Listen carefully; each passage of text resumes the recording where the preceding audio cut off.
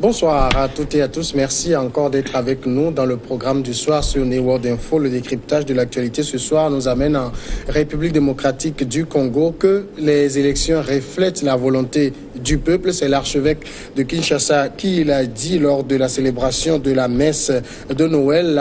Le nouvel archevêque de Kinshasa, Monseigneur Fridolin Ambongo, a perpétué la tradition de l'Église catholique dans le pays en glissant dans son homélie de Noël des messages sans équivoque contre tout nouveau report des élections prévues dimanche et contre toute fraude. La vraie paix, dit-il, est une paix qui exige que les élections aient lieu à la date fixée du 30 décembre 2018. La paix, la vraie paix qui vient de Jésus-Christ pour notre pays aujourd'hui, c'est aussi que les résultats puissent être publiés, puissent réellement refléter la volonté du peuple. On va en parler avec Didier Assoba, notre éditorialiste. Bonsoir Didier. Bonsoir Samuel. Le nouvel archevêque de Kinshasa est véritablement un homme politique. Non, est-ce que ce débat revient un peu partout sur le continent ces derniers temps? On assiste à ce débat, mais ce n'est pas véritablement de dire que l'archevêque de Kinshasa est un homme politique. De toute façon, comme quelqu'un l'a dit, si tu refuses de faire la politique va te faire. La politique, c'est le domaine qui draine tous les autres. Quelle que soit votre vocation, si vous refusez de parler de la politique parlera de vous. Mais au Congo, en RDC, qu'est-ce qui se passe? Il se trouve que l'Église joue un rôle capital dans la résolution des problèmes politiques et de la crise politique qui secoue le pays, notamment depuis la fin du mandat de Joseph Kabila en décembre 2016, où les élections devraient se tenir. Les élections n'ont pas eu lieu. Le pouvoir a trouvé la nécessité de faire appel à l'Église catholique, et notamment la conférence des évêques du Congo, de venir aider les hommes politiques congolais à trouver un consensus sur une feuille de route, on peut l'appeler ainsi, mais une transition de 2 ans qui devrait déboucher sur les élections. Ce qu'on appelait là-bas l'accord de la Saint-Sylvestre, voilà, donc l'accord du 31 décembre. Et cet accord a été obtenu de maître par les évêques. Donc, du coup, si l'accord, dans sa mise en œuvre, les évêques ont observé des manquements et des violations répétées, ils l'ont dit à plusieurs reprises. Et à mon sens, ce n'est pas forcément faire de la politique, mais c'est de rappeler aux hommes politiques ce qu'est leur obligation et ce qui est nécessaire à faire. Dans le cas d'espèce, l'organisation des élections, qui devrait être l'achèvement de l'application de l'accord de la Saint-Sylvestre, il est nécessaire que pour la paix, comme l'évêque le dit d'ailleurs, pour la paix au Congo, nul n'a intérêt à ce que les élections soient repoussées de façon répétitive. Il faut qu'un jour ces élections soient tenues, que le Congo sache quel est son avenir et fasse face réellement à cet avenir-là, et que les Congolais sachent qui est leur prochain président de la République, et que véritablement ce que le peuple demande et qu'il exprime dans les urnes soit la réalité de ce qui est proclamé. De toute façon, ce n'est pas une question politique. Quand on demande que la volonté du peuple exprimée dans les urnes soit réellement ce qui est publié, ce qui est traduit dans ce que traduisent les résultats, ce n'est pas politique. Et à mon sens, l'archevêque de Kinshasa n'a fait que rappeler des principes fondamentaux de la démocratie et n'a fait que rappeler aux acteurs politiques congolais ce qui est la réalité et ce qui est la volonté du peuple congolais. Mais ça induit aussi de notre côté comme si les autorités voulaient frauder et qu'ils seraient en train de dénoncer d'ores et déjà ces fraudes. Oui, comme je le dis, l'Église catholique au Congo est impliquée ou joue un rôle essentiel dans le landerneau, la sphère politique au Congo. Et donc l'Église a des canaux d'information. L'archevêque ne peut pas se lever et de lui-même ou sortir de son sommeil et commencer par donner un discours comme ça. Une homélie comme ça suppose une préparation préalable et par rapport à des informations dont dispose la conférence des évêques et l'Église catholique au Congo. Donc du coup, l'Église a quelques informations et notamment vous êtes sans savoir que les élections devraient se tenir le 23 décembre dernier avant d'être repoussées parce que, disait-on, entre-temps, le matériel électoral a pris feu au Congo. On en a débattu sur ce plateau ici, et je vous assurais presque que ce crime-là profitait véritablement au pouvoir, parce que le pouvoir était le seul à assurer la sécurité de ce matériel électoral destiné à Kinshasa. Et si ce matériel part en feu, c'est parce que véritablement le pouvoir se sentait en danger.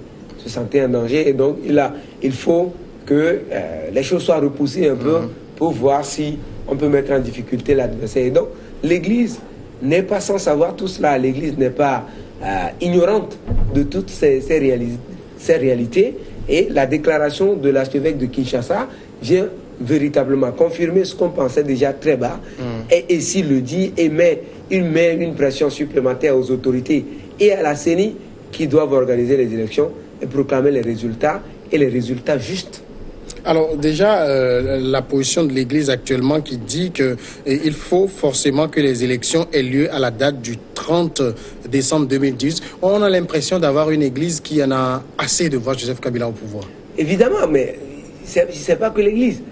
Même ailleurs sur le continent africain, les gens se demandent, mais quand est-ce que ce bonhomme part? Quand est-ce qu'il part? Parce qu'il a achevé, il a fait 18 ans de pouvoir depuis là. Il a fait, jusqu'en décembre 2016, il se tapait 16 ans de pouvoir. Logiquement, on attendait qu'il partait, il organisait les élections pour partir, mais il n'a pas organisé les élections et il a trouvé cette manie-là d'inviter l'Église à amener les acteurs politiques à signer un accord qui lui permette de rester au pouvoir. Et donc il est resté. Maintenant, les élections devraient être organisées en décembre 2017 déjà. Il y a un an, ces élections n'ont pas été organisées, mais ont été repoussées à décembre 2018, cette année. Et les élections étaient prévues pour le 23 décembre, sont repoussées. Et si l'Église le dit, je ne sais pas si l'Église a encore des craintes pour que ces élections soient repoussées. Encore une fois, je n'en sais rien. Mais je dis que ça en fait trop pour les Congolais, pour l'Église, pour tout le monde, de voir un président qui a achevé ses mandats réglementaires, mais qui continue de s'offrir des mandats, des années supplémentaires à la tête du Congo, sans pour autant organiser des élections crédibles et transparentes. Aujourd'hui, tout le monde sait que le terrain politique est quand même un terrain très glissant sur lequel il faut aller avec beaucoup de parcimonie, sans prendre comme ça directement au pouvoir et comme si l'opposition était blanc comme neige. Ça risque de frustrer les partisans du pouvoir qui sont aussi des chrétiens catholiques. Non, mais il faut qu'ils comprennent. Eux-mêmes, ils doivent en avoir marre de savoir que jusque-là, ils ne savent pas qui remplace. Les partisans du pouvoir, je voudrais dire, ils doivent savoir qu'ils doivent en avoir marre d'être là et de ne pas savoir véritablement de quoi l'avenir est fait pour le Congo. Et ce n'est pas qu'une question des opposants ou des organisations de la société civile, ni de l'Église, ou ni de ceux qui vivent au Congo sans pour autant être des Congolais. Tout le monde a besoin de voir clair dans l'avenir du Congo. Voir clair dans l'avenir du Congo, c'est d'arriver à tourner la page de Joseph Kabila, de tourner la page de sa transition qui dure trop longtemps et véritablement à ce que les élections soient organisées. Si l'opposition gagne, Dieu merci. Si l'opposition ne gagne pas et que c'est le pouvoir qui gagne, mais réglementairement et de façon transparente, on constatera et la vie va continuer pour le Congo. Mais le fait que le Joseph Kabila reste à la présidence et continue de diriger le pays, alors même qu'il a fini ses mandats, c'est ce qui frustre tout le monde et c'est ce qui fait passer presque tout le monde au Congo pour des opposants. Alors qu'il n'y a pas que des opposants au Congo. Il y a même des gens qui parlent au Congo d'organiser des élections, mais qui ne sont pas véritablement pour l'opposition, ni pour Martin Fayoulou, ni pour Félix Tshisekedi, et pour d'autres candidats encore. Maintenant, il faut véritablement que les élections soient organisées. Même les partisans du pouvoir ont tout à y gagner. On n'a pas entendu quand même Monseigneur Fridolin proposer de nouvelles auspices de l'Église pour accompagner le pouvoir congolais dans l'organisation des élections. Est-ce que ça veut dire que l'Église congolaise en a assez de jouer à la médiation? Non, de jouer à la médiation, ce n'est pas l'Église qui joue à la médiation. On se joue de l'Église pour faire une médiation. Et après, l'application des conclusions de la médiation pose problème. On en a vu. On a vu l'accord de la Saint-Sylvestre que j'évoquais il y a quelques minutes. L'accord avait prévu que le Premier ministre était issu du mouvement de l'opposition, du regroupement de l'opposition. Mais on a vu comment est-ce que le président congolais s'est débrouillé pour semer la division dans l'UDPS, pour prendre 2 premiers ministres qui n'étaient pas véritablement reconnus par la base du parti et par les instances dirigeantes du parti. On a vu que ça a créé une crise dans l'application de l'accord et il a joué à ça. Pendant longtemps, l'Église catholique a essayé de le rappeler alors en vain. Et aujourd'hui, cette Église en a marre d'être celle qu'on utilise pour atteindre des objectifs inavoués. Et à terme, l'Église se culpabilise parce qu'elle a servi à atteindre un objectif qu'elle ne participe véritablement pas. Donc, du coup, il faut qu'une fois pour de bon, ces élections soient organisées de façon transparente par la CENI et par le ministère de l'administration territoriale pour que le vrai vainqueur et celui qui est choisi par les Congolais soit celui qui est proclamé au terme des élections pour que et l'Église également retourne à sa mission sacerdotale et que tout le monde retourne à sa vraie mission pour que le Congo retrouve la paix comme on l'évoque, pour que le pays soit véritablement pacifié et qu'on tourne la page des contestations politiques, des mésententes, des soubresauts politiques, pour que véritablement le Congo est un pays, l'un des pays les plus riches de la planète, mais reste l'un des pays les plus pauvres aujourd'hui. Alors, en début d'année, on avait entendu le prédécesseur du cardinal Fridolin dire que les médiocres dégagent. Je parle de Monseigneur Monsengo. Est-ce que ça veut dire que le nouvel archevêque reste dans la même rhétorique que son prédécesseur? Évidemment, évidemment. Quand on est congolais, on doit des fois, même si on est archevêque, même si on est prélat, on doit des fois être révolté de savoir que malgré toute sa richesse d'un État continent, mais le Congo n'a rien à vier à la Chine presque, on l'a dit. Mais le Congo a tout. Mais le cobalt là, qui sert à fabriquer les puces, les téléphones, il n'y a qu'au Congo qu'on peut trouver cette matière première. Mais imaginez que dans ce pays, les enfants ne vont pas à l'école. Les enfants meurent de faim. Les enfants meurent de soif parce qu'il n'y a pas d'eau potable. Mais comment ne pas être révolté de savoir qu'on est ressortissant d'un tel pays immensement riche de par les ressources naturelles, mais un des plus pauvres de la planète dans les classements, parce que si quelqu'un peut diriger un pays comme ça pendant 18 ans et on n'a même pas un hôpital de référence à Kinshasa, on n'a même pas de bonne route à Kinshasa, on n'a pas, je ne sais pas, la vie reste chère au Kinshasa, il y a plein de trucs qui manquent à Kinshasa, les écoles à Kinshasa laissent à désirer, le niveau de l'éducation à Kinshasa laisse à désirer et plein de citoyens, de jeunes du Congolais sont candidats à l'exil, sont candidats à la migration. 18 ans de pouvoir sans véritablement rien changer dans le pays, c'est révoltant quand même pour un citoyen, pour un Africain que je suis et qui se sent citoyen congolais.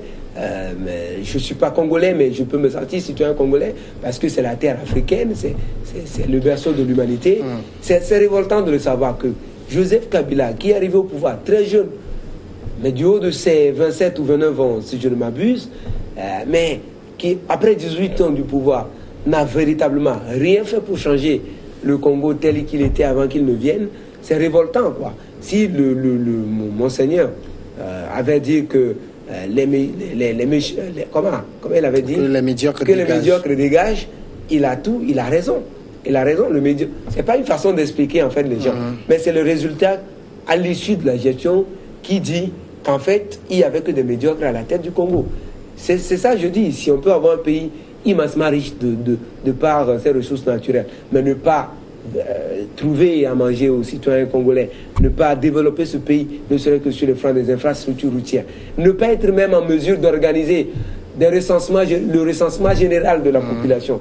Parce que c'est en réalité, quand on parle du report des élections, c'est ce qui a poussé à ça. C'est ce qui a fait qu'en décembre 2016, le pouvoir congolais n'a pas pu organiser les élections. C'est parce qu'il n'avait pas les moyens d'organiser le recensement général de la population.